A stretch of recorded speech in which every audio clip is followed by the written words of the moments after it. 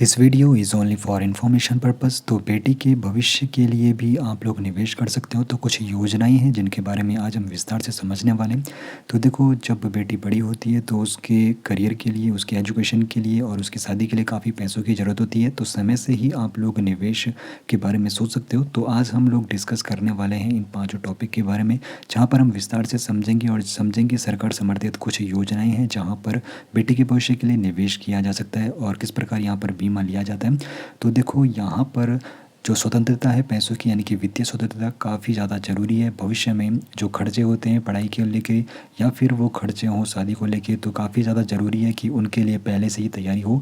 और जब आप लोग जल्दी यहाँ पर निवेश शुरू करते हो तो फिर लॉन्ग टाइम में आपको कंपाउंडिंग इंटरेस्ट का फ़ायदा देखने को मिलता है, जहाँ पर आपको ब्याज के ऊपर भी ब्याज देखने को मिल जाता है। तो सरकार समर्थित कुछ ऐसी योजनाएं हैं जो बेटी के भविष्य के लिए काफ़ी ज़्यादा मदद आप लोगों की कर सकते हैं, जहाँ पर आप लोग अपनी बेटी के भविष्य के लिए निवेश के बारे में सोच सकते हो। तो चलिए समझते हैं उन योजनाओं के बारे में। तो सबसे पहली जो योजना है वो है सुकन्या समृद्धि योजना, जिसको SSY भी कहते हैं। तो यहाँ पर क्या होता है, 10 साल से कम उम्र की जो बेटी होती थी उनको यहाँ पर सरकारी योजना में निवेश किया जाता है और फिर यहाँ पे उनकी शिक्षा और विवाह जो दीर्घकालिक यहाँ पर लक्ष्य होते हैं तो उनमें काफ़ी मदद करते हैं। और यहाँ पर भारत सरकार की जो योजना है तो सबसे अच्छी ये योजना है, जहाँ पर 8.2% इंटरेस्ट रेट अभी मिल रहा है और लॉन्ग टर्म के लिए यहाँ पर उनके लिए निवेश किया जाता है। अब दूसरी जो योजना है जो है पब्लिक प्रोविडेंट फंड, जिसको PPF कहते हैं, तो यहाँ पर भी निवेश किया जा सकता है। ये भी दीर्घकालिक निवेश की यहाँ पर एक योजना है जिसमें टैक्स बेनिफिट भी देखने को मिलते हैं सेक्शन 80C के तहत। तो इस प्रकार कुछ अन्य योजनाएं भी हैं, तो जैसे पोस्ट ऑफिस में FD या फिर बैंक में FD, जो सरकारी बैंक होते हैं, तो वहाँ पर भी निवेश के बारे में सोचा जा सकता है, जहाँ पर सुरक्षा पूरी वहाँ पर देखने को मिल जाती है। अब देखो, अगर कोई बेटी के दूर का भविष्य के बारे में सोच रहा है, जहाँ पर आने वाले जो खर्चे होते हैं पढ़ाई को लेके या फिर शादी को लेके, तो उनको पहले से ही मैनेज करना होता है निवेश के जरिए।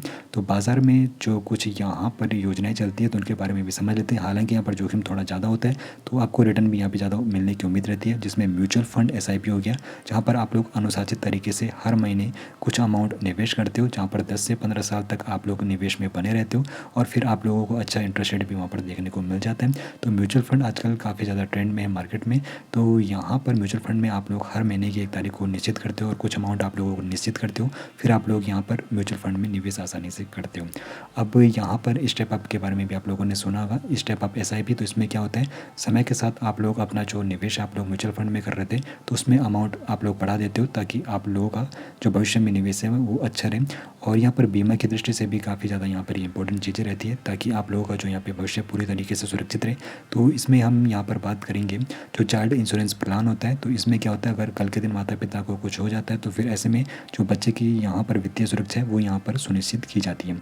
अब यहाँ पर कुछ विविध योजनाएं भी है, तो इनके बारे में भी आप लोगों को सोच लेना चाहिए, क्योंकि यहाँ पर ये भी कई महत्वपूर्ण इन्फॉर्मेशन आपको देती है निवेश के बारे में। तो इनके बारे में एक बार यहाँ पे आपको विस्तार से बताऊँ तो अगर आप लोगों को सुरक्षित बचत करनी है तो SSY है, अगर आपको धनवृद्धि करनी है तो म्यूचुअल फंड SIP है, और अगर आपको सुरक्षा की दृष्टि रखनी है तो फिर चाइल्ड प्लान जैसे यहाँ पर योजनाएं हैं।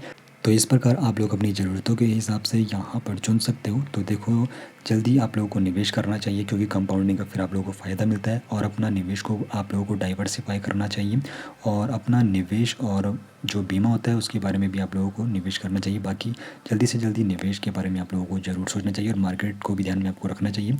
अब यहाँ पे सुरक्षा, विकास और संरक्षण का कौन सा मिश्रण आप लोगों के लिए सही रहने वाला है, कमेंट सेक्शन में ज़रूर बताइए।